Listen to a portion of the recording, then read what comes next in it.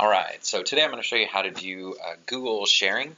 And I know that a lot of people know how to use the basic share function, kind of like what you see here.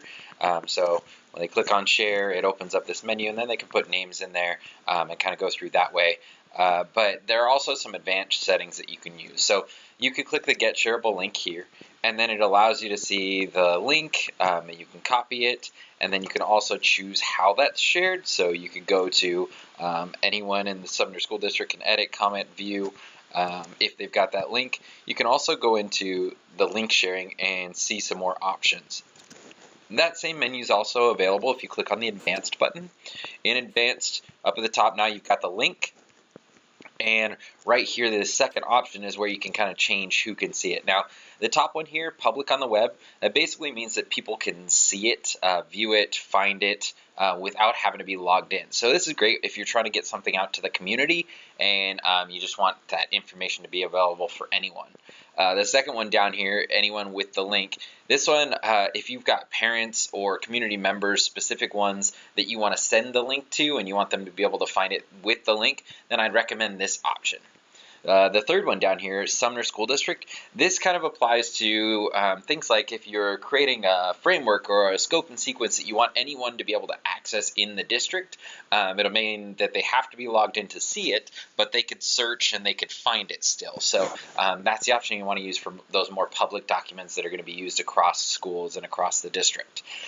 This fourth one down here, anyone with the link can view this in Sumner School District. They have to have the link though. They can't just search it. So that's kind of the difference between these two. Is this one you just have to have the link for it.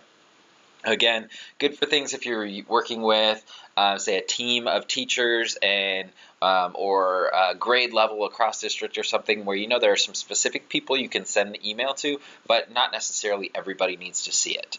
And this last one, off or specific people, is basically going to go back to that basic sharing option. So it's only shared with the people that you've specified in that last menu, the first menu that we were in.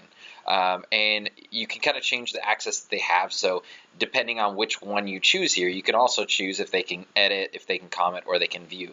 Usually most people, if you're sharing it out to the more public or anyone with the link or the Sumner School District, usually limit it to can view. But depending on what the purpose is, you may open it up so they can comment on it or can edit on it. And basically, can view means that they can see it, but they can't do anything to it. Can comment means they can see it and they can make recommendations or put comments that will go on the side that you can see but aren't changing your actual text.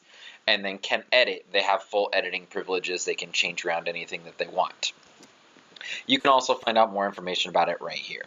So I'm going to click on cancel. When I come back in here, you can see any list of names that I might have shared with. So if I shared this document with specific people, they would show up here down below. Since I'm the owner, it shows there that I'm the owner. And in each of their menus, along the side here, right underneath where it says is owner, it'll also tell you what access they have. So if I type in a name here, I can type something in, and then I can choose over here what access I want. So if I'm sending this out to students, you could click on can view and they can only see it. They can't do anything else with it, or they could put can comment or can edit, just depending on how I want them to be able to manipulate or use that document. If I'm inviting it with specific people, I can also click this to choose to notify them with an email. And you can add a message. So if you wanted text to show up with that share email, then you could put that in. You can send a copy to yourself as well, and you could paste the item into the email. So you could take, and instead of just having it say, hey, you're shared, then you could also put that into the email, the link for it, so they have that for later. At the bottom here, you've also got some other options. So this first one is allows people or doesn't, controls if other people can share your document or not. And then the bottom one here is if you want people to be able to download, print, and copy if they're just commenters or viewers. If they're an editor, then they have that privilege already. So those are some of the options with advanced sharing. Hopefully this helps when you're kind of going forward. And thank you.